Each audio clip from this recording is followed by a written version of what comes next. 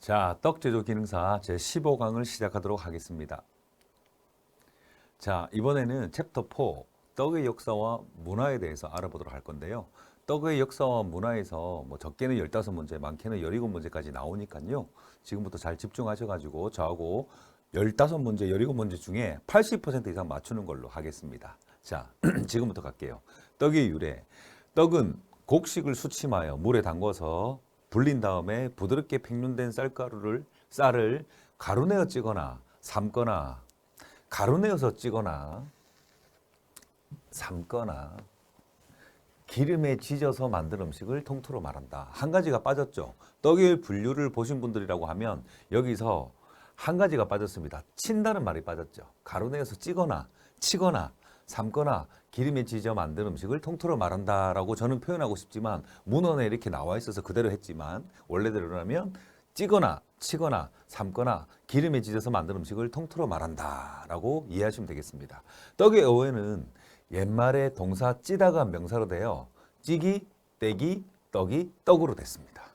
찐다는 말이 떼기란 말로 바뀌었고요. 떼기란 말이 떡이란 말이 바뀌었고요. 떡이란 말이 떡으로 바뀌었습니다. 그래서 떡의 어원 순서 찌기, 떼기, 떡이, 떡이, 떡. 저는 이렇게 외웠습니다.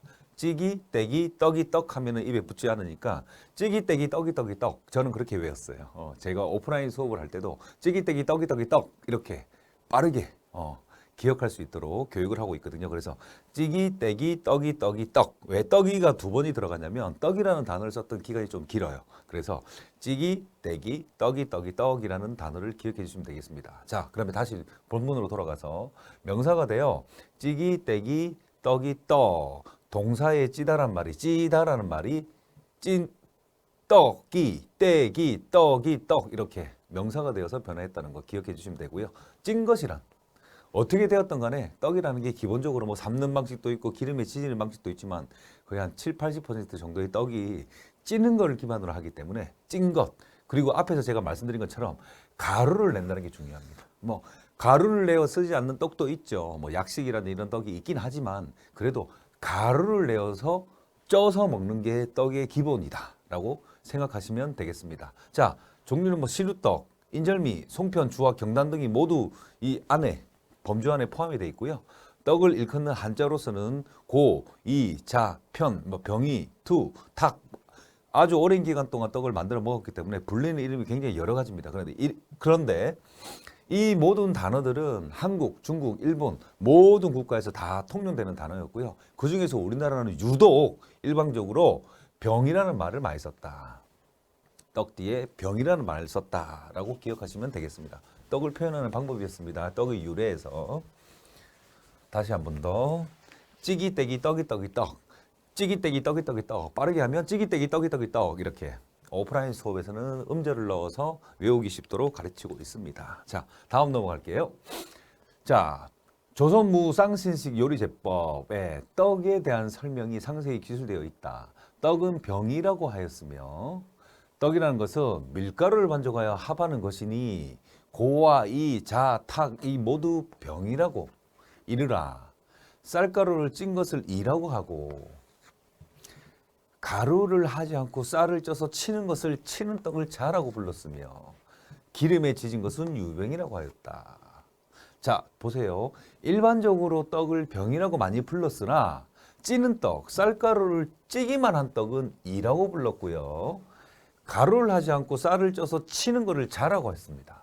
그리고 기름에 지긴 것을 기름 유자를 써갖고 유병이라고 했습니다. 이거를 좀 기억을 해주셔야 되는 게 시험 문제에는 이거보다는 뒤쪽에 다른 이제 분류에 대해서 좀 나오긴 하지만 그래도 떡을 배웠다는 사람은 병이라고 일반적으로 불렀는데 찌는 떡을 이라고 오랫동안 불러왔었고 그리고 자, 유병이라는 단어가 어디에 나와 있었다? 조선 무쌍식 요리제법에 있었다라는 거는 조금 기억해 볼만 합니다. 자.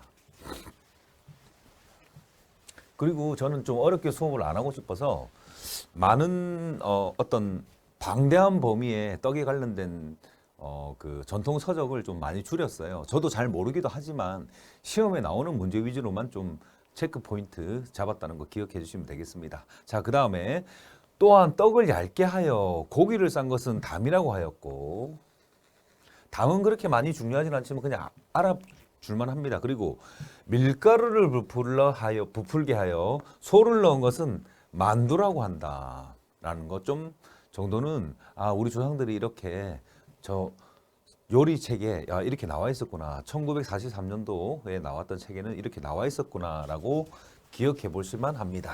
네. 시험 문제는 아직까지 콕 집어서 이 페이지에서는 말 안 했고요. 앞쪽에서는 띠기떼기 떡이 떡을 기억해 달라고 부탁드리겠습니다. 자, 그 다음 갈게요. 자, 이제 시대별 역사. 항상 한두 문제씩은 꼭 나오는 부분입니다. 자, 우리나라 시대별 역사는 총 4가지 분류로 나뉘는데요.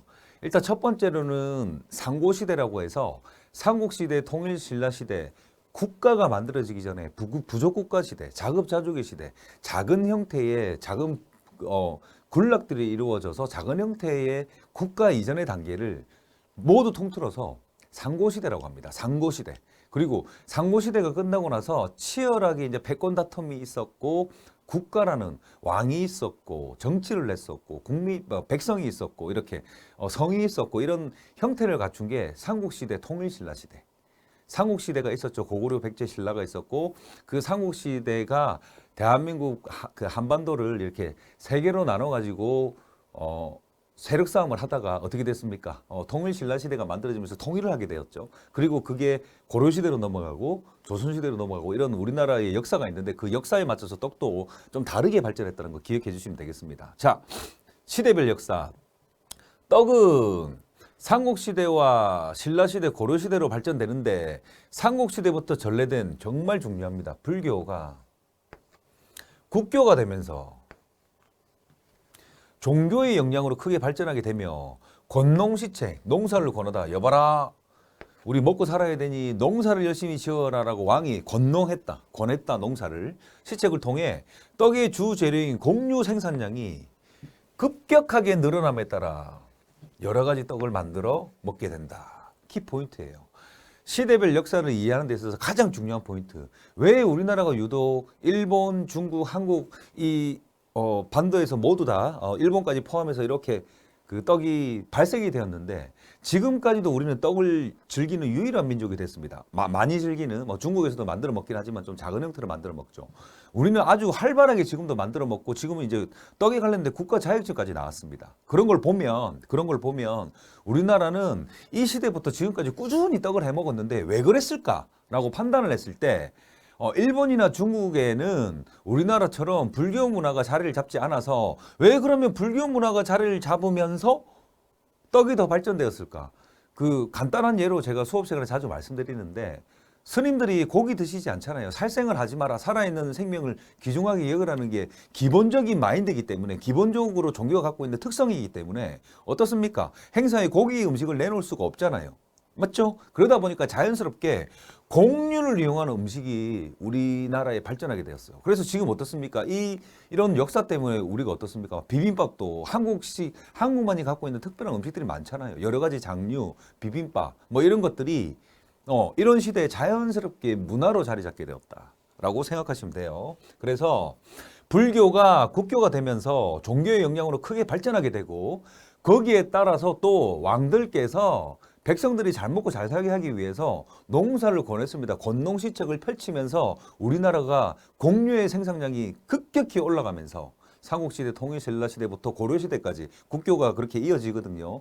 자연스럽게 떡이라는 게 우리 조상들에게 대표적으로 먹거리가 되었다라고 기억하시면 되겠습니다. 어렵지 않죠? 네. 이해하시면 돼요.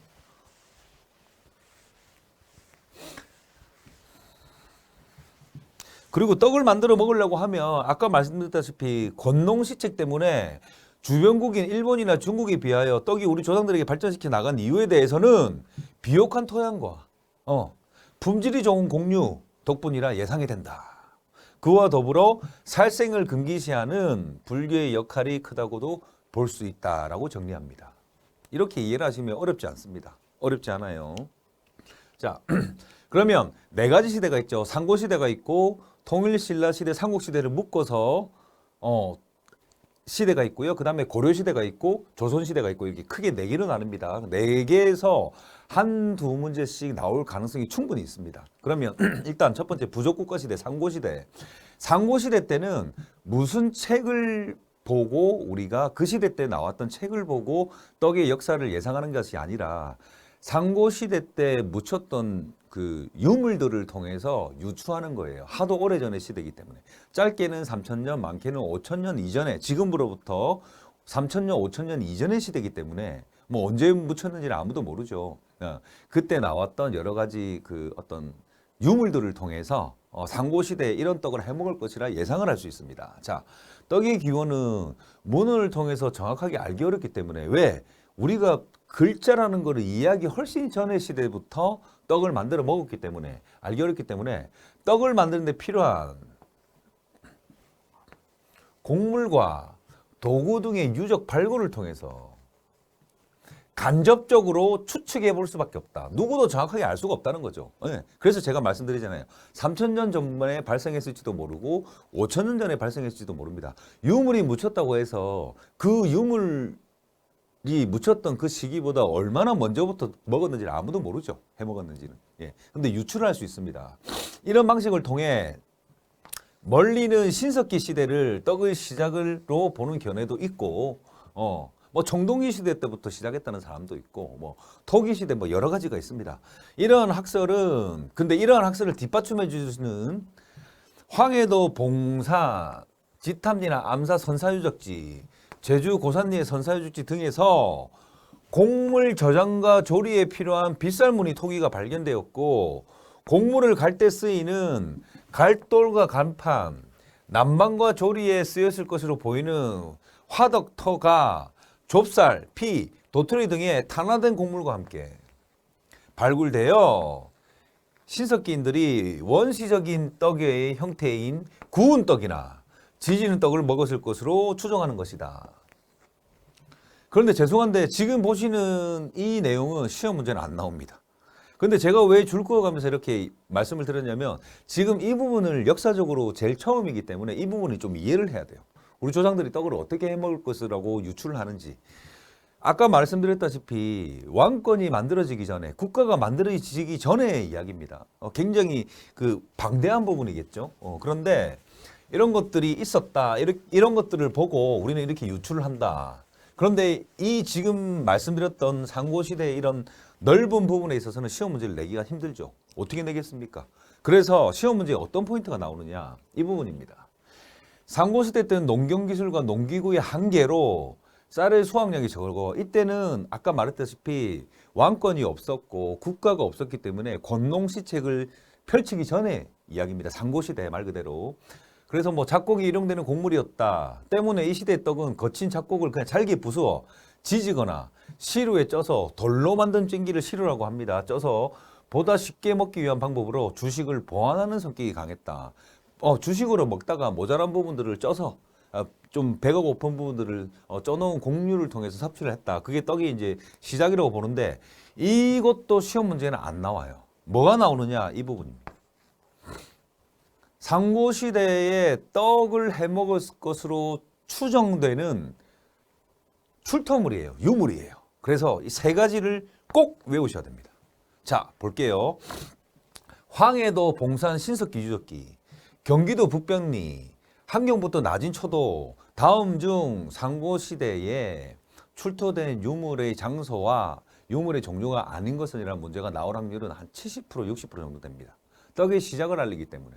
안 나올 수도 있죠. 그런데 예상 문제집 보시면 항상 이 문제가 나옵니다. 그런데 이걸 어떻게, 단어 그대로 외우는 사람들, 머리 좋으신 분들은 단어 그대로 외우시면 돼요. 근데 저는 좀 쉽게 이해할 수 있는 방법을 설명드릴게요. 저는 그림을 잘 못 그리는데요. 대한민국이 이렇게 있죠. 제주도가 이렇게 있고. 그런데 대한민국이 있으면 처음에 우리나라 한반도에서 나온 것부터 돌확, 제가 앞에서 도구 설명할 때 돌확, 확돌에 대해서 정말 열심히 말씀드렸죠. 돌로 만들어진 그 곡식을 갈 수 있는, 지금으로 따지면 볼 같은 겁니다. 예. 그런데 돌확이라고도 하도 확돌이라고 하는데 얘는 경기도 북변리에서 나왔어요. 그러면 지금 이렇게 선이 가져 있죠. 그러면 경기도에서 한반도에서 하나 나왔습니다. 근데 이게 뭐다? 돌확. 그러면 여기서 황해도로 올라갑니다. 뭐 대충 지형이 이래요. 황해도. 그 좀 지도가 좀 잘못 그려졌지만. 그럼 경기도에서는 돌확 쭉 올라가서 황해도 봉산 신석기 유적지에서는 갈돌, 갈판과 갈돌이라고 해서 이렇게 돌로 만들어진 이렇게 갈아서 곡식을 갈아낼 수 있는 갈판과 갈돌이 여기서 만들어졌어요. 출토가 되었어요. 지금 어디다? 상고시대 이야기합니다. 떡의 발생을 유추해 볼 수 있는 유물이 출토된 지역과 무슨 유물인지를 알아보는 시간이에요. 그래서 대한민국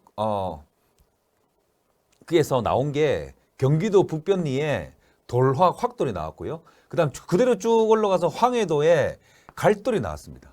황해도 봉산 신석기 유적지라고 외워도 되지만 저는 그냥 황해도 신석기 유적지 갈돌, 그리고 옆으로 좀 더 갑니다. 더 추운 데로 가죠. 요 대충 아이고 이거 갖고 뭐 지도를 대충 그렸니 뭐 이렇게 이야기하지 말아주세요. 네, 지금 수업을 하고 있기 때문에 이야기하지 말아주시고 저는 어떻게든지 여러분들 머릿속에 쏙쏙 들어오게끔 하는 게 목적이기 때문에 여기가 함경북도 나진이라고 합시다. 다시 여기가 어디죠? 경기도 북병리, 여기는 황해도 봉산, 여기는 함경북도 나진 초도에 시루가 발견됐습니다. 시루가 뭐라고 했죠? 돌로 만든 찜기라고 했죠. 지금은 물솥이라는 걸 밑에 받쳐가지고 스팀을 이용해서 찌는 방식이었는데 예전에는 물솥이라는 걸 만들 수가 없었어요. 그래서 어떻게 했느냐? 우리 조상들 머리가 좋아요.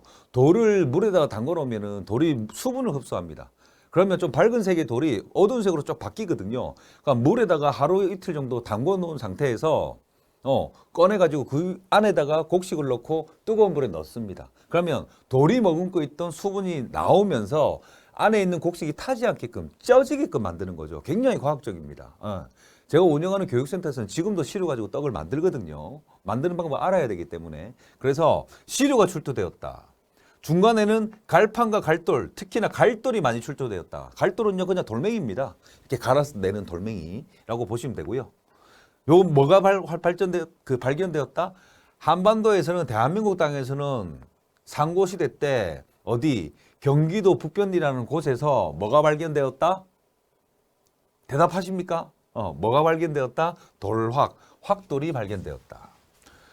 지금 챕터 4까지 오면서 아직도 돌확이 어떻게 생겼는지, 확돌이 무엇인지 모르면 큰일 나요. 그 정도는 이해하시고 지금 챕터 4로 오셔야 제가 무슨 말 하는지 알 겁니다. 돌확, 확돌 모르시면 꼭 인터넷 검색창에서 두 글자만 집어보세요. 돌확, 확돌. 자, 그래서 상고시대 때 나오는 문제는 이 세 가지가 어느 지역에서 무엇이 나왔는지 짝짓는 문제라든지 아니면 아닌 것을 사이에다가 넣어가지고 경기도 북변리의 갈돌 뭐 이런 식으로 문제가 나올 수가 있어요. 나올 확률이 굉장히 높은 문제이기 때문에 집중해 주시기 바랍니다. 자, 그러면 상고시대에 대해서 끝났습니다. 총 4가지를 외워야 된다고 했죠. 첫 번째 상고시대, 삼국시대, 통일신라시대, 고려시대, 조선시대.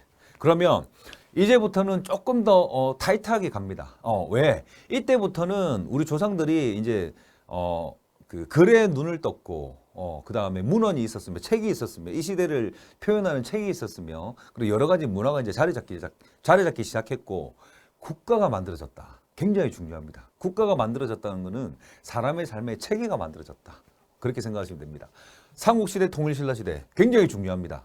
자, 삼국시대와 통일신라시대에서 우리나라는 벼농사를 중심으로 하는 농경이 정착되었고 철기 보급과 사용이 일반화로 농기구가 발달했으며 정치적으로는 중앙집권적 왕을 중심으로 국가체제를 완성하여 국가가 백성들의 농업 생산활동을 효과적으로 통제할 수 있었기 때문에 쌀을 비롯한 다양한 곡물의 생산량이 증대하면서 떡은 쌀을 주식으로 하는 지배계층들의 부식으로 변화하였다. 또한 농업사회의 정착으로 제천의식이 발달해 떡이 재래음식으로 사용되기 시작하였다. 이러한 변화는 삼국시대 여러한 고분에서 출토된 시루나 고구려의 안악동 동수묘 벽화에서도 보이는 시루 그림, 그리고 정말 중요합니다. 삼국사기라는 책과 삼국유사라는 책을 통해서 문헌을 통해서 확인할 수 있다. 그리고 특히나 고구려 안악 삼호분 벽화에는 시루를 사용해 음식을 찌는 모습이 벽화에 그려져 있어요. 시루가. 까만색 시루가 그려져 있거든요. 그런데 이 부분은 너무 쉽기 때문에 잘 안 나오지만 그 다음에 이 삼국시대에서 삼국사기에서 두 가지 재밌는 글이 실려 있고요. 삼국유사에도 두 가지, 많게는 세 가지까지 우리가 기억해야 될 에피소드나 내용이 들어 있습니다. 그러면 먼저 뭘 외워야 될지 가겠습니다. 제가 앞에서 삼국시대 통일신라시대에서 삼국사기라는 책과 삼국유사라는 책에서 문제가 나온다고 언급한 적이 있는데요. 맞습니다. 그러면 처음에 나온 책이 먼저 삼국사기입니다. 삼국사기에는 두 가지 에피소드를 외우셔야 돼요. 근데 재밌게 이해하시면 됩니다. 자, 삼국사기의 첫 번째 에피소드. 원래 여기에 뭐 몇 년도 이렇게 적혀 있는데 그런 거 외울 필요가 문제가 안 나오기 때문에 몇 년도 그리고 삼국사기라는 어떤 책의 한자 이런 거 다 없애버렸어요. 필요 없습니다. 시험 문제 그렇게 안 나오거든요. 시험 문제에 한자가 거의 나오지 않습니다. 네. 자, 신라 시대에 남의 왕이라는 사람이 있었어요. 아버지입니다. 남의 왕이 왕위를 계승할 자를 두 명의 세자 중에서 아들 둘 중에서 발탁하는 과정을 기록한 내용에서 성스럽고 지혜로운 사람은 치아가 이가 일반인보다 한두 개 많다고 하니 세자 두 명이 번갈아 가며 가래떡이나 절편 등의 떡 종류를 깨물어 물어서 치아의 개수를 세어보니 세자 둘 중에 유리라는 왕, 이 사람이 나중에 왕이 됐습니다. 유리의 치아 수가 많아 유리 세자가 왕이 되었다는 기록이 거짓말이 아니고 뻥도 아니고 삼국사기라는 책에 나와 있다는 거예요. 재밌잖아요. 이 시대가 어떤 시대였습니까?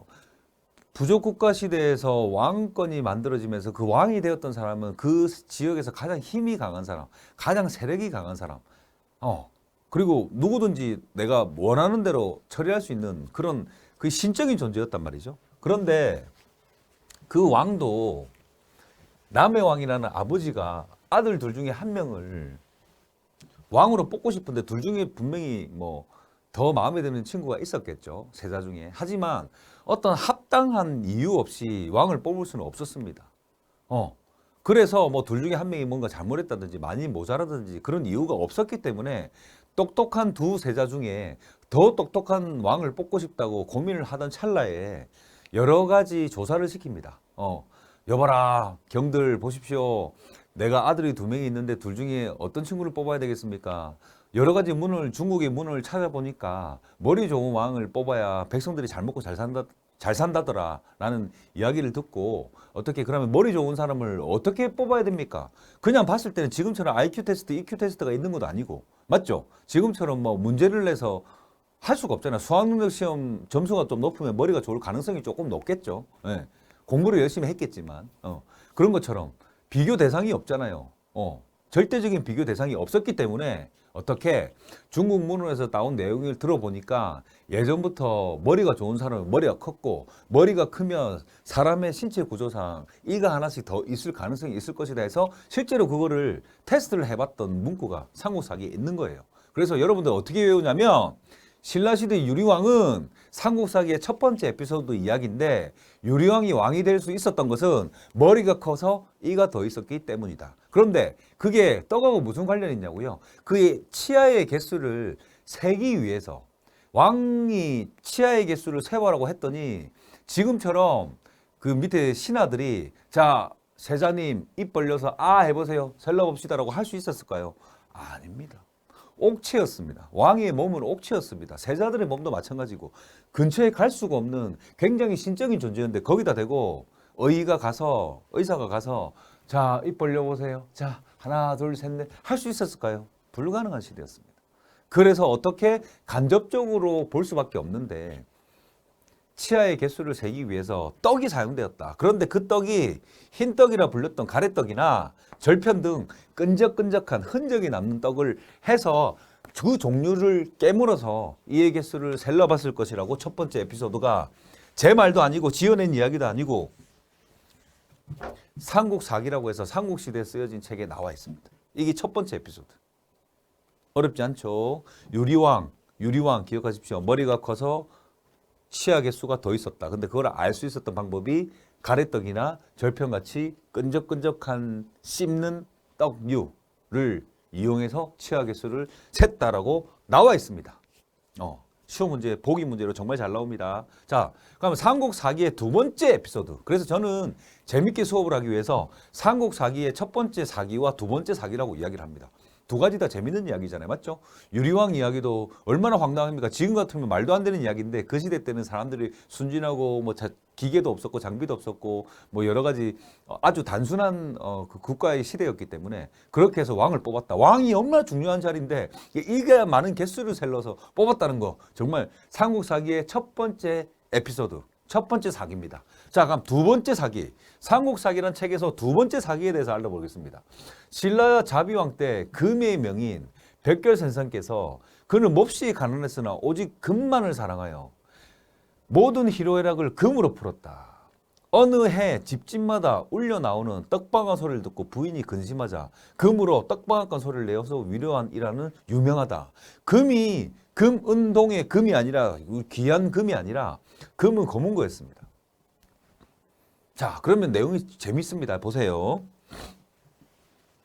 삼국사기의 두 번째 사기는 두 번째 에피소드는 또 저희가 뭐 역사적으로 오래된 책에 대해서 뭐 사기라고 했다고 이상한 이야기 하지 마시고 저는 여러분들을 기억하기 위해서 첫 번째 사기는 유리왕이 왕이 되는 조건에 있어서 절편이나 흰떡, 가래떡을 깡 물어서 이의 개수를 셀러서 알 수 있었다. 뽑았다. 두 번째는 백결선생이라는 사람이 있었는데 이분이 지금으로 따지면 노세 젊어서 노세 음악가였어요.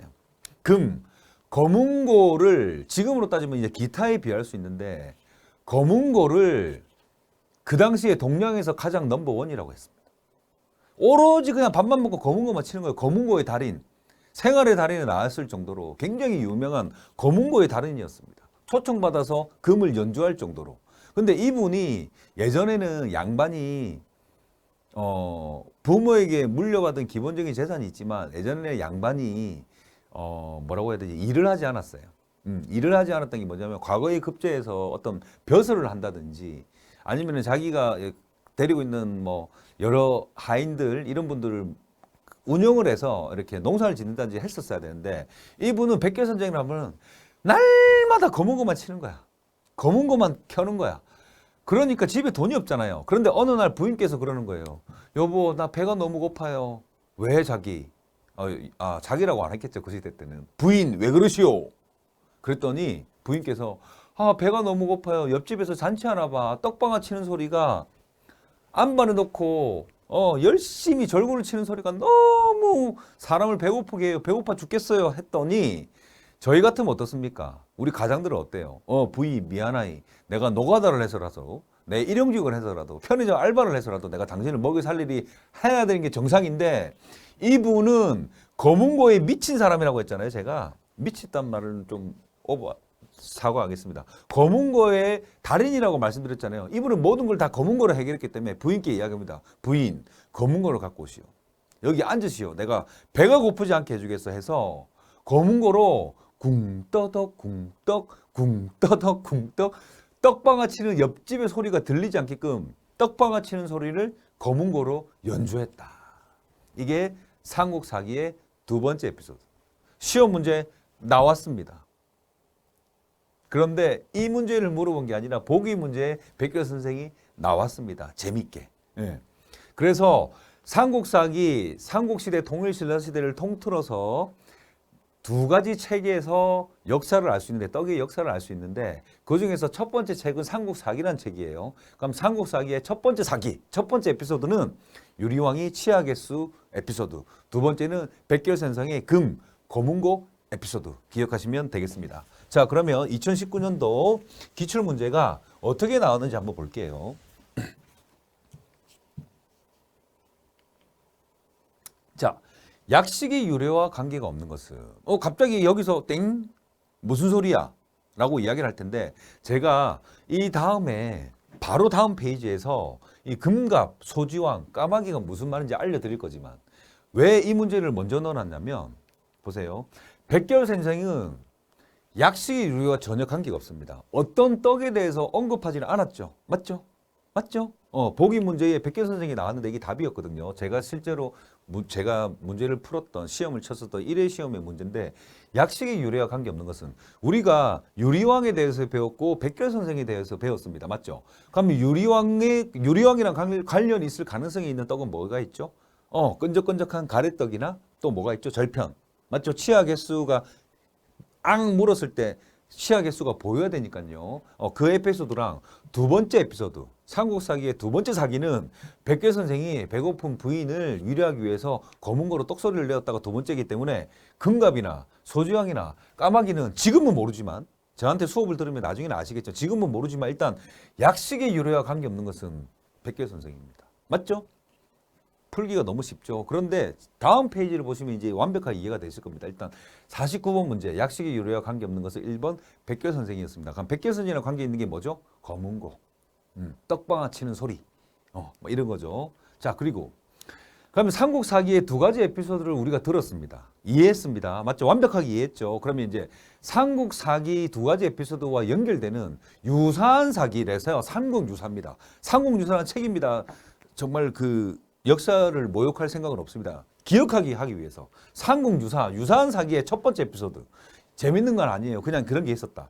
가락국기에 제향 차림 음식, 나라에서 하는 큰 제사, 차림 음식의 기록에 따르면 조정의 뜻을 받들어 세시마다 술, 감주, 떡, 밥, 차 등을 갖추고 제사를 지냈다라고 그냥 남겨져 있는 거예요. 그 삼국유사, 유사한 사기의 첫 번째 에피소드는 그냥 가락국기에 제사를 차리는 음식에 술, 감주, 떡, 밥, 차 등을 갖추고 제사를 지냈다라고 기록되어 제사에서 떡이 중요하게 사용된 것을 알 수 있다.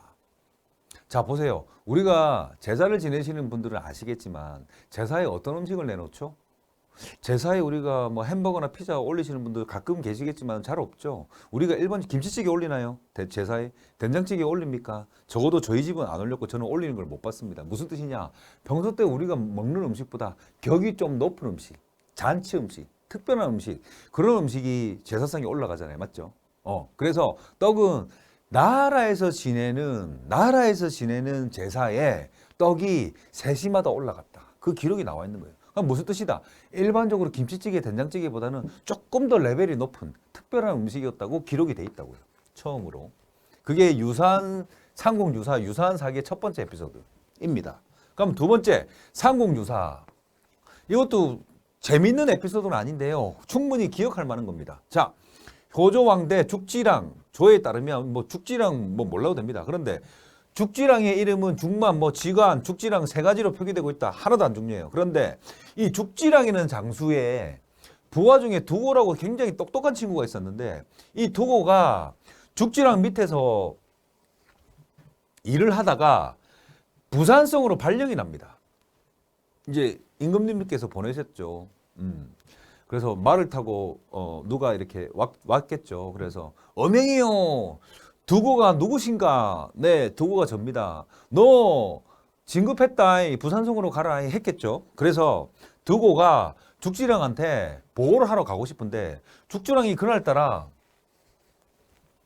훈련을 나가 있었어요. 근데 지금처럼 핸드폰이나 무전기로 저 두고랑 그 장수님 죽지랑 대장님 저 두고인데요. 왕께서 부산성으로 가라고 해서 지금 갑니다. 수고하십시오. 이렇게 소통이 되는 시기가 아니었을 거 아니에요. 그래서 훈련을 나간 동안에 부하인 두고는 부사성까지 거리가 꽤 멀었습니다. 그때는 서울에서 부산까지 목숨 걸고 갔잖아요. 걸어갔잖아요. 맞죠? 집신 등에다가 몇 개씩 이렇게 가지고 그래서 도착할지 안 할지도 모릅니다. 길도 모르고 내비게이션이 어디 있었고 고속도로가 어디 있었고 하이패스가 어디 있었습니까? 그냥 걸어가는 거예요. 그냥 물어. 살아서 도착하면 다행이고 안 되면 어쩔 수 없고 뭐 호랑이도 밥 달라고 떡 달라고 그러지 산적대도 많지 화적대도 많지 그런 시기였을 거 아니에요. 맞죠? 그래서 두고가 죽지랑이라는 자기 간부한테 자기 위에 사수한테 보고를 못하고 어쩔 수 없이 부산성으로 짐을 싸두고 내려갑니다. 쫙 내려가는데 죽지랑이 이제 본부에 복귀를 했어요. 복귀를 했는데 두고가 없는 거야. 그래서 밑에 하인들한테 물어보죠. 야, 두고 어디 갔니? 예. 그분께서 임금님께서 이렇게 어명을 내려가지고 임금님께서 발령을 내려가지고 부산성으로 가셨습니다. 나한테 보고도 안 하는 게 어딨어? 너무 섭섭한데? 그래서 죽지랑이라는 사람이 말을 타고 장수였으니까 말에 있었을 거 아니에요. 장수니까 말이 있었을 거 아니에요. 그래서 빠른 속도로 두고가 갔던 길을 따라갑니다. 따라가서 죽지랑이 두고가 부산성으로 발령받아 떠난 것을 알고 설병 한 합과 술 한 병을 가지고 뒤쫓아가서 이별의 아쉬움을 함께 먹고 마시며 나누었다. 요즘 시대의 말로 회식을 했다. 진급했다고 축하한다고. 너 진급했구나. 다른 부서 발령받았구나. 그동안 남 밑에서 고생 많이 했어. 우리 회식할 때 김치찌개 먹습니까? 김치찌개를 폄하하는 건 아닙니다. 회식할 때 김밥 먹지 않잖아요. 김밥을 폄하하는 게 아닙니다. 일반적으로 우리가 많이 먹는 음식은 회식 때는 잘 안 먹죠. 회식 때는 어떤 거 먹습니까? 소고기, 삼겹살, 맞죠? 닭고기, 이런 좀 고급스러운 거. 평소 때는 좀 먹기 힘든 고가의 음식을 회식 때 많이 먹잖아요. 그 이야기를 하는 겁니다. 이별의 아쉬움을 설병 한 합과 술 한 병을 가지고 떡과 술을 같이 먹었다. 이때 설병은 병이라는 말은 찌는 떡을 표현하는 거고요. 설기떡을 말하는 거다. 무리떡이라고 할 수 있다. 를 기억해 주시기 바랍니다. 자, 그럼 첫 번째 에피소드는 상국유사의 첫 번째 사기는 가락국기 제사를 지낼 때, 국가적인 제사를 지낼 때 좋은 음식들 사이에 떡이 있었다라고 표기가 돼 있었다, 처음으로.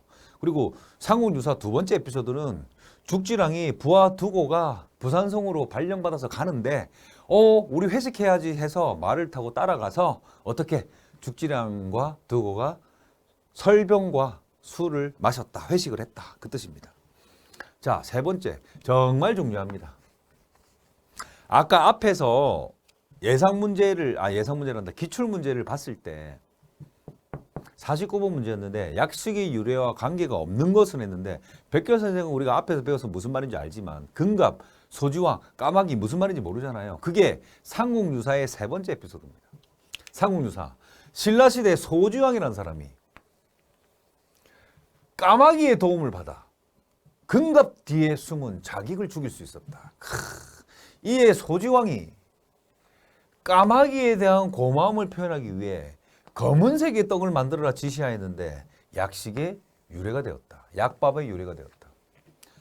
떡 제조 기능사를 자격증을 딴 사람들이 이 에피소드를 모른다면 정말 공부를 잘못하신 겁니다. 떡 제조 기능사를 자격증을 따신 분들은 신라시대 소지왕이라는 단어와 소지왕이라는 왕과 그리고 약식의 유래에 대해서는 무조건 알아야 됩니다. 여기에 관련된 문제가 두 문제가 나왔습니다. 자, 신라시대 소지왕이 금갑이 뭘까요? 금갑. 금색 갑옷입니다.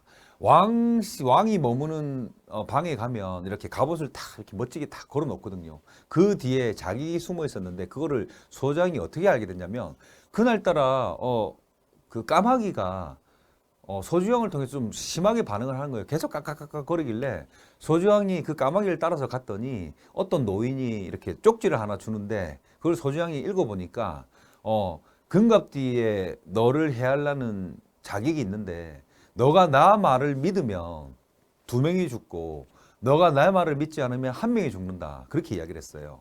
그래서 이게 무슨 이야기일까? 일단은 믿고 보자 해서 금갑 뒤에 화살을 쏘아가지고 금갑을 뚫어서 정말 이렇게 화살을 그냥 뭐 한번 믿어보자라고 했는데 그 뒤에 정말 자객이 1명이 숨어 있었고 그 자객은 왕비가 보낸 자객이었어요.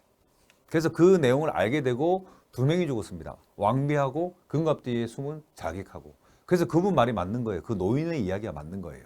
너가 내 말을 믿었기 때문에 2사람이 죽었고 너가 만약 내 말을 믿지 않고 뭐 별일 있겠어 왕인데 나 누가 건드리겠어 해서 그냥 잤으면 그 자객이 죽였을 거야. 1명만 죽었을 것이다. 그 이야기입니다. 그게 상국유사의 세 번째 에피소드고 소주왕이 까마귀에 대한 약식의 유래입니다. 그래서 너무 고마운 거야. 그런데 다시 찾아가 보니까 그 자기한테 쪽지를 줬던 그분은 안 계셔. 몸 자취를 감췄습니다. 근데 고마움을 표현하고 싶어. 그래서 어떻게 계속 날아다니는 저 까마귀에게라도 고마움을 표현하고 싶은데 그때는 뭐 지금처럼 까마귀 밥을 뭐 이렇게 자판기에서 뽑아서 줄 수도 없고 어떻게 했겠습니까? 여봐라, 까마귀가 너무 고마우니 까마귀를 기리는 제사를 지낼 것이야. 고마움을 표현하는 제사를 지낼 것이야. 근데 까마귀를 위해서 특별한 뭔가를 만들어봐. 그랬더니 밑에서 음식을 준비하신 분들 그랬을 거 아니에요. 제가 이상한가 봐. 까마귀 닮은 음식을 어떻게 만드니? 까마귀 닮은 모양이 아니더라도 까마귀의 어두운 깃털의 색이라도 표현할 수 있는 뭔가를 만들어봐 해서 나온 게 약밥입니다. 그리고 그 약밥의 약식의 약자는 꿀을 이용해서 만들었다. 꿀을 넣어서 만들었다 해서 꿀약자, 약식, 약밥입니다. 그래서 삼국유사의 세 번째 에피소드는 신라시대 소지왕이 약식에 대한 유래의 에피소드입니다. 그러면 앞으로 돌아가서 49번 문제. 약식의 유래와 관계가 없는 것은 금갑, 금색의 갑옷, 까마귀. 소지왕에게 까마귀가 위험을 알려줬고 그 까마귀를 통해서 만나게 된 어떤 노인께 받은 쪽지에 금갑 뒤에 자객이 숨어 있다고 이야기를 들었기 때문에 약식의 유래와 2번, 3번, 4번은 같은 묶음이고요. 백결 선생은 뭐의 달인이었다? 기억하십시오. 거문고의 달인이었다. 거문고의 달인이었기 때문에 백결 선생은 약식의 유래와는 전혀 관계가 없다. 라고 기억하시면 되겠습니다. 그래서 저는 이 문제가 나왔을 때 굉장히 쉽다고 느꼈어요. 떡제조 기능사 이거 누구나 다 조금만 공부를 하면 누구나 다 쉽게 합격할 수 있겠다고 생각했습니다. 자, 그러면 조금 전에 49번 문제를 풀어봤잖아요. 56번 문제가 또 나왔습니다. 또 약식에 대해서. 그만큼 중요해요. 우리 조상들에게 있어서 약식은 정말 중요한 겁니다. 약식의 약자는 꿀약자. 약식의 유래를 기록하고 있으며 이를 통해 신라시대 때부터 약식을 먹어왔음을 알 수 있는 문헌은 뭐든지 무슨 책인지 몰라요. 아직까지. 맞죠? 안 배웠으니까. 도문대장 무슨 책인지 몰라요. 맞죠? 삼국사기하고 삼국유사가 애매합니다. 맞죠? 왜? 이게 삼국시대 이야기인지는 알거든. 왜? 신라시대잖아요. 맞죠? 앞에 삼국이라는 이야기가 나와 있죠. 삼국사기와 삼국유사는 삼국시대와 통일신라시대에 관련된 이야기를 써놨는데 삼국사기의 첫 번째 에피소드, 두 번째 에피소드 이제 기억나십니까? 한번 이야기해 보실까요? 첫 번째 에피소드가 뭐죠? 두 번째 에피소드가 뭐죠? 첫 번째 에피소드는 왕을 뽑는데 맞죠? 무슨 왕이었습니까? 유리왕. 머리가 큰 사람이 머리가 좋다고 해서 어떻게 됐다? 절편 그리고 가래떡을 이용해서 꼭 씹어서 이해계수를 셀러 가지고 이해계수를 셀러 가지고 우리가 왕을 뽑았다는 이야기. 맞죠? 그리고 두 번째 에피소드 백결 선생이 검은고를 쳐서 부인이 배고파하는 거를 해결해 줬다라는 두 번째 에피소드 꼭 기억하셔야 되는데 그 두 번째 에피소드하고 약식하고는 관계가 없어요. 그래서 삼국사기도 아닙니다. 목은집은 무슨 책인지 모르고 도문대작도 무슨 책인지 모르고 아직까지는. 그리고 삼국유사의 세 번째 에피소드에 조금 전에 했죠. 신라시대 무슨 왕? 질문 무슨 왕? 새 이름은 뭐? 약식이 유래가 되었다. 그래서 삼국유사. 실제 시험 문제입니다. 여러분들 이 영상을 보시는 분들은 2021년 시험을 보실 텐데요. 왜 2019년 기출문제를 계속 꺼내시냐고 하면 저는 그렇게 대답합니다. 첫 번째 시험부터 문제가 무엇이 어떻게 나오는지 어떤 보기가 나오는지 유형을 파악하지 못하면 2020년도에 올해 쳤던 시험은 모두 다 CBT 시험이 컴퓨터 시험이에요. 그래서 이렇게 정확하게 문제와 답안을 알 수가 없습니다. 개인별로 기억하는 게 다르겠죠. 왜냐하면 문제지를 주지 않으니까. 그래서 2019년 기출문제부터 정확하게 알아야 2020년, 2021년도에 문제를 유출할 수 있고 풀어낼 수 있기 때문에 저는 2019년 기출문제를 아주 중요하게 생각합니다. 만점 맞아야 됩니다. 네. 자, 그 다음에 고려시대로 가겠습니다. 고려시대. 저희가 조금 전에 첫 번째 상고시대 했죠. 상고시대 때는 세 가지를 기억해야 됩니다. 맞죠? 어느 지역에서 무슨 토기가 나왔는지, 어떤 유물이 나왔는지. 그리고 두 번째 신라시대, 통일신라시대 때는 5가지의 에피소드가 기억을 해야 되는데 첫 번째 삼국사기, 두 번째 유사한 사기, 삼국유사. 삼국사기의 2가지 에피소드, 삼국유사의 3가지 에피소드. 그중에서 문제가 2문제나 나왔다는 거. 2가지 다 약식에 관련된 문제였지만 기억하십시오. 자, 그 다음에 고려시대로 갑니다. 고려시대.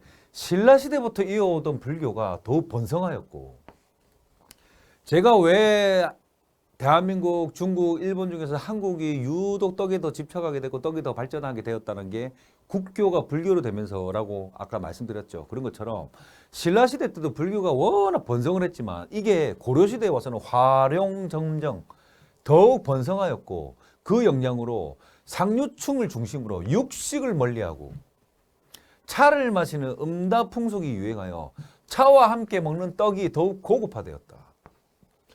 고려시대 때는 고급화되었습니다. 삼국시대, 통일신라시대 때는 권농시책을 통해서 곡식이 양이 증대하면서 떡이 많이 발생되었고 새로운 떡이 많이 만들어졌고 또 여러 가지로 쓰였다는 문헌이 있는데 고려시대부터는 고급화되었다. 고급화되었다는 말은 처음 쓰죠. 또한 권농시책으로 곡류 생산이 증가하여 백성에게도 곡류 중심의 음식이 많이 발전하였다. 떡이 발전할 수밖에 없는 여러 가지 조건을 갖추고 있어요. 떡은 상류층과 일반 백성 모두가 즐기는 별식이 되었다. 때문에 이전 시대에서는 제사 음식, 재래 음식으로 좀 격이 다른 특별하게 여겨지던 떡이 절식으로 점차 자리를 잡게 되었다. 또한 몽고, 중국과 같은 외국과 활발하게 교육하면서 떡의 종류와 조리법이 여러 가지가 섞이는 거예요. 지금 퓨전떡도 어떻습니까? 크림도 쓰고 앙금도 쓰고 뭐 여러 가지 것들을 이렇게 섞어가지고 외국에서 온 단호박도 쓰고 이렇게 발전한 거잖아요. 지금 이때가 고려시대 때가 조금 삼국시대, 통일신라시대 때 좀 발생이 되었다면 고려시대 때는 고급화되었다. 다양하게 쓰였다. 발전하였다라고 기억하시면 되고요. 이때도 역시나 국교가 불교였기 때문에 국교, 나라에서 인정하는 대표적인 종교, 국교가 국가에서 인정한 대표적인 종교가 불교였기 때문에 고려시대 때는 고급화되었다. 기억하시면 되겠습니다. 자, 고려시대 때 여러 기록을 통해서 전해지는 떡 이야기가 시험 문제에 나옵니다. 그러면 순서대로 제가 이렇게 외워야 될 것만 정리를 해놨는데요. 첫 번째, 지복유설이라는 책에 이때는 다 한자로 쓰여진 책이었습니다. 지복유설은 우리나라 사람이 쓴 게 아니에요. 중국 사람이 쓴 겁니다. 지복유설이라는 책에 고려인들은 상사일 3월 3일 날 청해병이라 불리는 쑥떡을 최고의 음식이라 칭한다고 쓰여 있었어요. 그래서 지복유설이라는 책에 3인칭 시점에서 보다 보니까 고려인들이라고 표현했죠. 그래서 저는 어떻게 해오냐면 지복유설, 상사일, 청해병, 쑥떡 이렇게 음료를 위해서 아까 찌기떼기 떼기떼기 떡 이런 것처럼 지복유설, 상사일, 청해병, 쑥떡, 지복유설, 상사일, 청해병, 쑥떡 이렇게 외워야 됩니다. 지금 이 3월 3일 청해병 청해병이라 불렸던 쑥떡을 먹는 게 나중에 또 뒷부분에서 시기별로 먹는 떡에서 또 나옵니다. 그래서 꼭 기억하세요.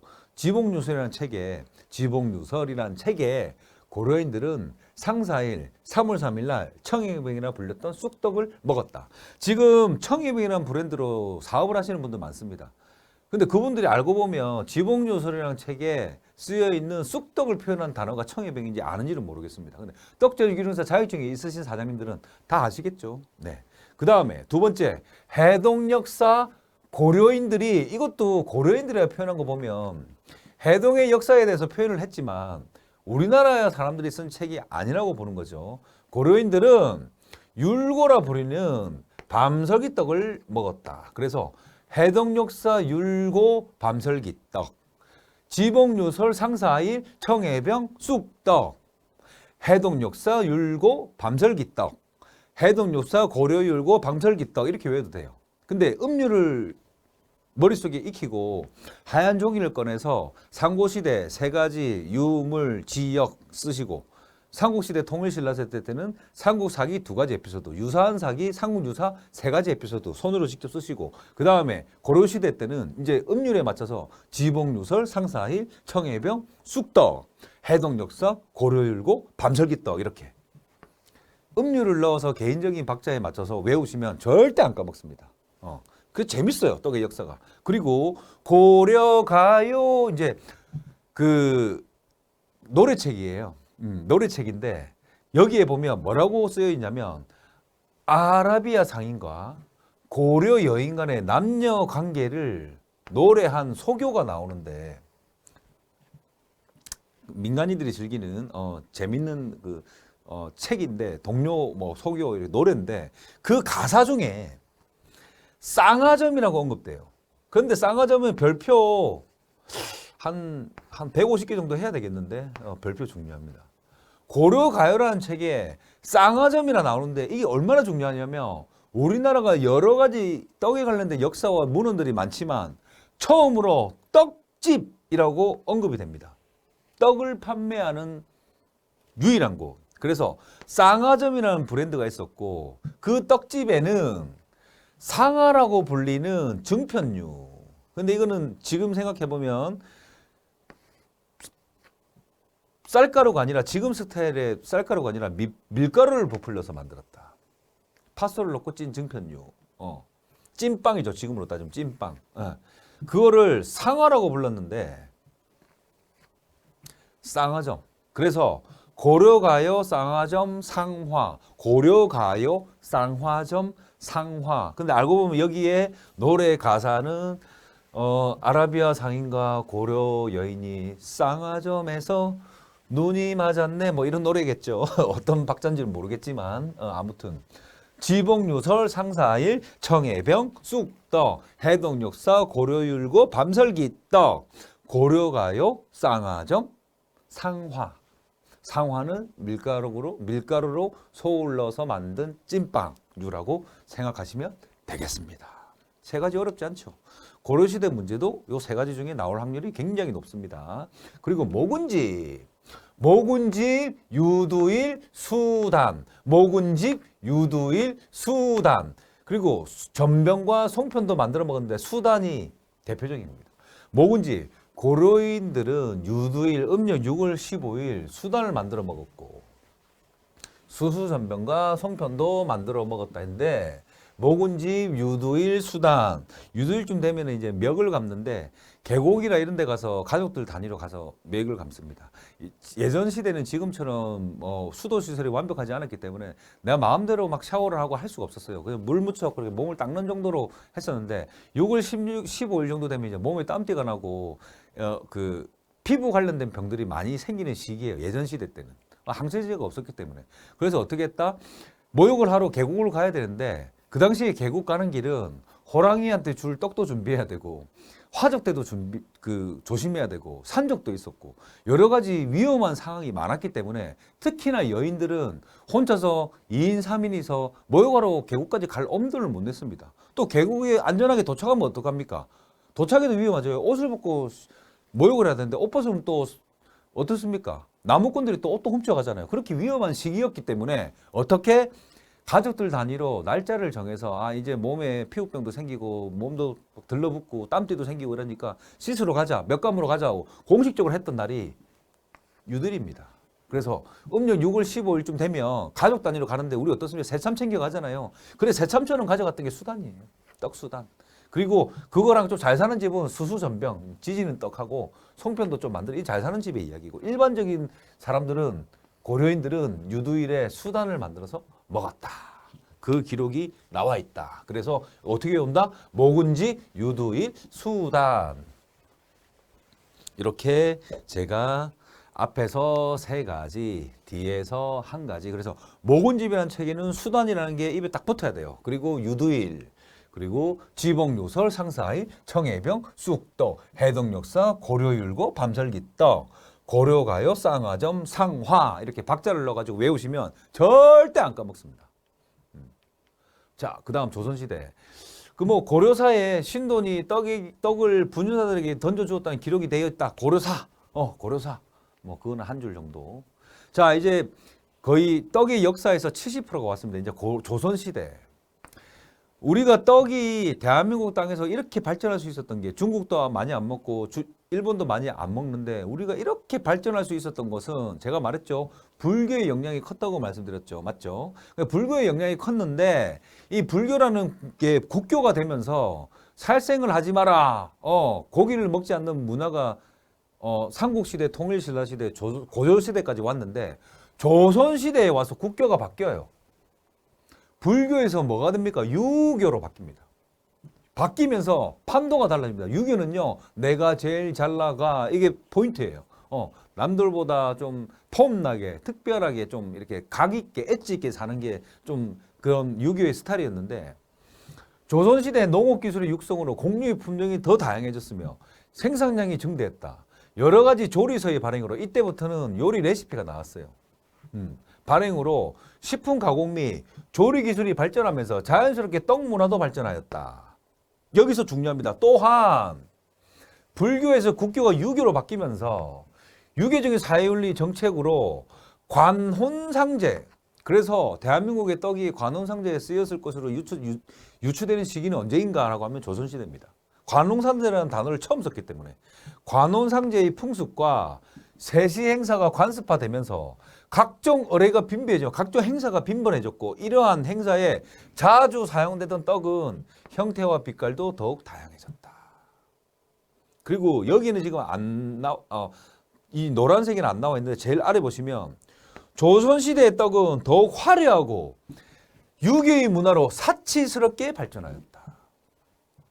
고희연에서 높이 고이는 연회라고 해서 고희연, 뭐 내가 생애에서 가장 중요한 날 어떤 행사를 하는 걸 고희연이라고 하는데, 높이 고인다고 해서 이렇게 떡을 높이 사각형으로 해서 높게 올리잖아요. 그런 모든 문화가 다 이때 조선시대 때 만들어졌어요. 왜?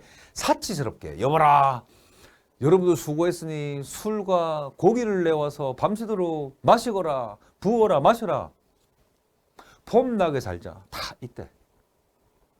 관혼상제. 이날에는 뭘 먹고 이렇게 해서 이렇게 하고, 이때는 무슨 옷을 입고 어떻게 결혼식을 해야 되면 이런 것들이 모두 다 관, 혼, 상, 재산을 어떻게 하는데, 이런 것들에 대한 규격이 생겼다, 규정이 생겼다, 어떤 법이 생겼다, 눈에 보이지 않는 법이 생겼다, 뭐 이런 것들을 이야기하는 시대가 조선시대입니다. 그래서 조선시대 문제가 나오면 조금 까다로운 게 지금 시대하고 별반 다를 게 없어요. 이때는 대한민국 최초의 한글로 만들어진 조리서가 나왔고, 왜? 세종대왕께서 이렇게 사람들 먹고 노는데 열심히 그래도 국정을 꾸려가지고 훈민정음이 나오고 한글이 창제되었다. 자, 그래서 조선시대 여러 기록을 통해 전해지는 이야기. 아까 제가 기출문제에서 도문대작이 나왔죠. 조선시대에 써진 책인데 이때는 아까는 뭐 3월 3일, 창사일, 청해병, 쑥떡 뭐 이런 식으로 음료를 넣어서 외웠다면 무슨 떡이 한 가지씩 나왔잖아요. 책마다, 맞죠? 상화도 나오고, 맞죠? 그래서 고려시대 때는 책 이름 그리고 무슨 떡인지를 기억하시면 되는데, 그 책에 언급된 떡이. 그런데 조선시대 때는 책이 굉장히 볼륨이 커졌어요. 자세하고 디테일하고 지금의 머리와 별반 차이가 없는, 고작 몇백 년 전의 이야기였기 때문에 도문대작은 허균이라는 사람이 쓴 식품조리서로서 우리나라에서 가장 오래됐어요. 그래서 문제에 가끔 나옵니다. 허균이 쓴 식품조리서로서 대한민국에서 가장 오래된 조리서를 쓰시오, 고르시오 해도 떡 제조 기능상 문제로는 별로 모자랄 게 없어요. 나와도 됩니다. 그리고 도문대작이라는 책에는 총 19종류의 떡을 기록해왔어요. 만드는 방법을. 그런데 도문대작은 한글로 쓰여진 책이 아니에요. 그래서 도문대작은 우리나라에서 가장 오래된 식품조리서인데 한자로 쓰여진 책이었고요. 총 19종류의 떡을 기록하였습니다. 그리고 얘보다 좀 더 중요한 게 이제 음식 지미방. 얘랑 불과 한 5, 60년 정도밖에 그 만들어진 게 차이가 안 나는데, 음식 지미방. 음식을 지미는 방, 부엌, 주방, 음식을 지미는 방, 음식 지미방, 다른 말로 규곤시의 방 해가지고 정말 중요합니다. 우리나라 최초의 한글로 쓰여진 식품조리서. 우리나라 최초의 식품조리서인데 한글로 안 쓰여졌고요. 가장 오래됐고요. 우리나라 최초의 한글로 쓰여진 식품조리서는 음식 지미는 방. 그래서 이름 봐봐요. 도문대작, 음식 지미는 방. 어떤 게 더 한글하고 가깝죠? 음식 지미는 방. 여기는 8가지의 떡을 만드는 방법이 수록되어 있습니다. 근데 저번 문제 때 이 음식 지미는 방에 관련된 문제가 나왔는데 조금 머리 아프게 나왔어요. 여러분들 들으면 좀 좌절에 빠질지도 모릅니다. 어떻게? 다음 중 음식 지미방에 떡을 만드는 방법, 수록되어 있는 방법이 아닌 것은이라고 나왔어요. 그래서 뭐 1번 전화법, 2번 빈자법, 3번 작가법, 4번 매작법 뭐 이런 식으로 나왔어요. 그래서 여러분들이 조금 피곤하시더라도 성적을 안정적으로 받고 싶으면 내가 60점 이상 패스를 안정적으로 하고 싶다 그러면 음식 지미방에 이 8가지 밤설기법, 전화법, 빈자법, 작가법, 상화법, 증편법, 섭산삼법, 서기편법을 8가지를 외워야 됩니다. 그래서 이것도 음료를 넣어서 밤전, 빈잡, 상화, 증, 첩석 이렇게 제가 음료를 넣어갖고 이렇게 가르치는데 이거는 음료를 좀 안 통해요. 내용이 많다 보니까 여러분들이 스스로 방법을 찾으셔가지고 총 8가지 이 문제가 잘 나옵니다.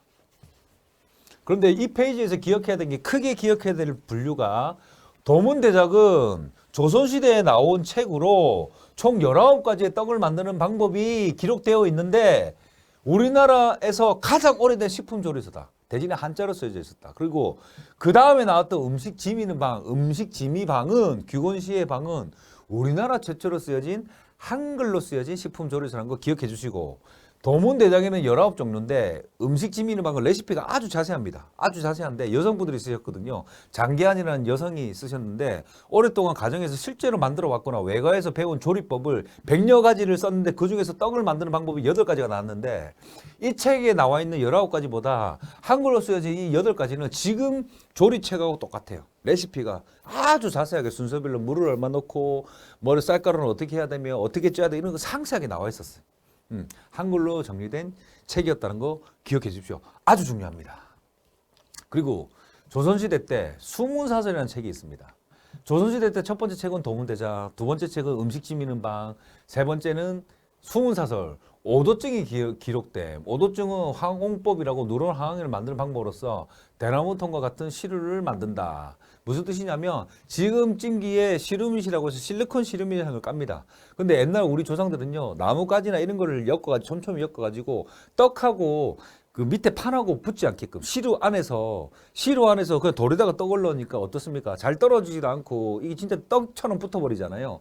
그 사이에 있는 어떤 방법을 처음으로 썼던 게 오도증이라는 건데 그게 수문사설이라는 책에 기록돼 있었다. 그래서 다음 중 오도증이 기록되어 있는 책이 맞는 것은 책을 찾으시오. 그러면 수문사설입니다. 수문사설. 오도증은 시루미시로 기록되기도 한다라는 거 기억하시면 되고요. 규합총서, 이제 조선시대 때 떡에 관련돼 있는 이야기가 가장 많이 나와 있고 떡을 한글로 처음으로 떡이라고 표기된 책입니다. 당연히 지금 이 순서는 나온 순서입니다. 도문대작이 제일 먼저 나왔고 음식지미는 방이 두 번째로 나왔고 세 번째로 수문사설이 나왔고 이제 책이 제 순서대로 지금 연도는 표기를 안 해놨지만 연도는 헷갈릴까봐 한자하고 연도를 다 빼버렸는데 순서대로 제일 먼저 나온 책이 조선시대 때 제일 먼저 가장 오래된 책이 도문대작, 그 다음에 음식지미는 방, 그 다음에 수문사설, 그 다음에 규합총서. 1809년도에 빙어가 이씨가 가정살림에 관련된 내용을 엮은 책입니다. 명문가에 태어나 실학자인 소유분과 결혼한 빙어가 이씨는 조선 후기의 대표적인 여류학자로 규합은 여성들이 거처하는 공간을 가리키고 잘 기억하세요. 규합총서. 규합은 뭐 여러 가지 생각을 합하다 뭐 규합 이렇게 우리가 규합한다 이런 내용이 있는데 규합 총서는 한 지를 이루는 책을 말하니 한 집을 이루는 책을 말하니 집에서 일어나는 이런 여러 가지 것들을 살림살이를 표현하는 겁니다. 그래서 규합총서는 여성의 일상에 요긴한 생활의 슬기를 모은 책. 규합총서. 음식지미방으로 다시 가볼까요? 보세요. 음식지미방, 우리나라 최초로 한글로 쓰인 식품조리서인데 이것도 남성들이 주로 사용했던 반면 책을 그전에 남성들이 썼던 반면 이때는 여성들의 활동이 좀 주춤했던 시기지만 지금보다는 그래도 장계안이라는 여성이 음식지미방을 썼잖아요. 맞죠? 여성 작가가 썼습니다. 그런데 마찬가지 규합총서도 빙어각 이씨라는 여류학자가 규합총서라는 책을 썼고 여기에는 떡이라는 단어가 처음으로 표현됐다. 규합총서가. 그래서 규합은 여성들이 거처하는 공간을 가르치고 총서는 한지를 이루는 책을 말하니 규합총서는 여성의 일상에서 요긴한 생활의 슬기를 모은 책. 여성분들이 꼭 봐야 되는 슬기로운 책. 그래서 여기는 정말 많아요. 총 27종류의 떡을. 그래서 조선시대 대표적으로 가장 유명한 책 중에 하나입니다. 규합청소. 수록되어 있으며 이 중에서도 감을 이용해서 만든 석탄병, 감설기떡, 석탄병은 이르기에 뭐라고 썼냐면 이 책에다가 석탄병이 맛이 차마 삼키기 안타깝다. 너무 맛있는 거예요. 감설기떡을 감떡을 만들어 보니까 석탄병을 만들어 보니까 너무 맛있는 거예요. 그래서 규합청소에 석탄병을 맛이 차마 삼키기 안타깝다 표현했다는 걸 기억하시면 됩니다. 규합청소 대한민국 모든 책 중에 최초로 떡이라는 한글 단어가 표기되어 있었고, 그리고 총 27가지의 떡을 만드는 방법이 있었는데 이 씨라는 빙어강 이 씨라는 요리학자가 썼다는 거, 그리고 총 27가지의 떡이 수록되어 있었는데 만드는 법이 수록되어 있었는데 그 중에서도 석탄병이 언급되었고 얼마나 맛있는지 맛이 차마 삼키기 안타깝다고 이야기를 했다는 거 기억하시면 되겠습니다. 자, 조선세시기. 지금 이 부분이 좀 내용이 길죠. 그런데 제가 잘라서 가면 연속성이 없어가지고 지금 한 번에 쭉 하고 있습니다. 한 5분만 더 들어주세요. 조선세시기. 장지연이 편집한 책으로 1년을 12달로 나눠서 매달 먹는 법을 소개했고, 조선시대에 썼던 책이기 때문에 조선, 그리고 챙기는 새 시기, 1년을 12달로 나눠서 매달 먹어야 될 음식들을 소개했고, 매달 먹는 떡을 소개했고, 임원신육지라고 해서 이 책은 조선시대 식품 저장 가공 방법을 기술한 조선시대 식품 기술서입니다. 조리서가 아니라 식품 기술서입니다. 어떻게 가공해야 되고 기술적으로 어떻게 준비를 해야 되고 상하 제한을 하면 어떻게 해야 되고 식품 기술서 임원신육지라고 기억하시면 되겠습니다.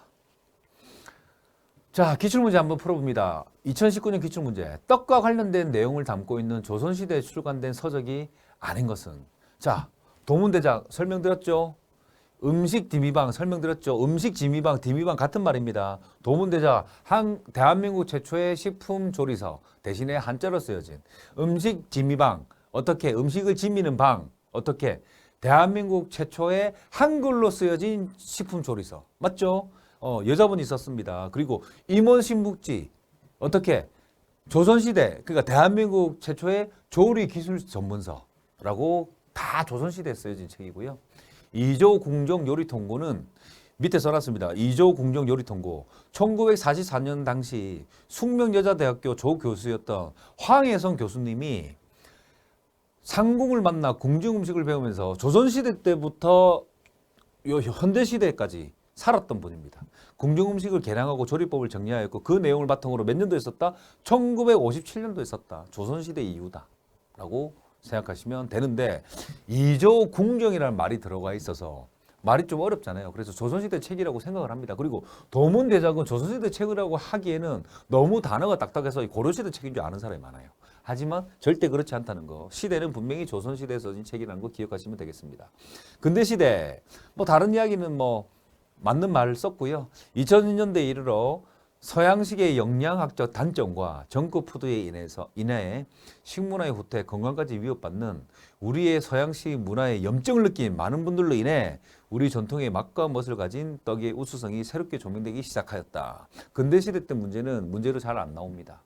앞서 이야기했던 제가 말했던 이 부분에서 떡의 역사 부분에서 지금 기출문제 제가 4문제나 기록을 했죠. 3, 4문제 기록을 했는데 실제 시험에서도 한 4문제 정도 나옵니다. 3, 4문제도 나오니까요. 무조건 기억하시고, 저는 쉽게 설명하려고 최선을 다했습니다. 그러다 보니까 시간이 좀 길어지고 좀 지루해진 감이 없지 않아 있는데 다음 수업은 좀 더 타이트하고 좀 더 쫀득쫀득하게 간단하게 하도록 하겠습니다. 다음 시간에 뵙겠습니다.